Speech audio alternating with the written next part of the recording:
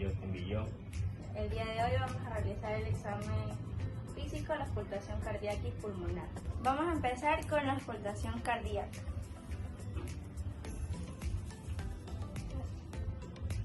Empezamos por el foco aórtico que se encuentra en el segundo espacio intercostal derecho en la línea paraesternal derecha.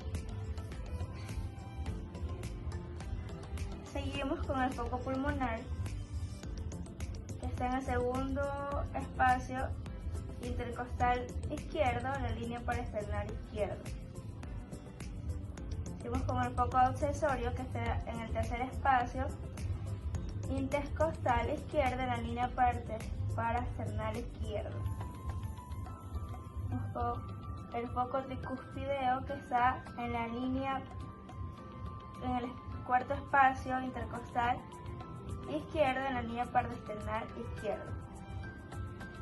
Y concluimos con el foco mitral que se encuentra en el quinto espacio intercostal izquierdo en la línea media clavicular. Procedemos a hacer la auscultación pulmonar en la cara posterior.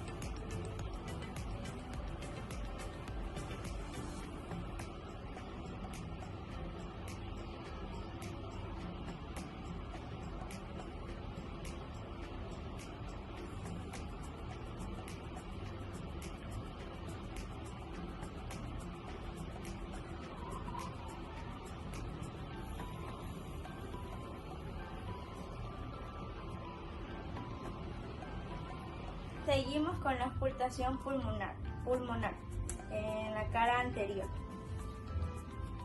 Comenzamos.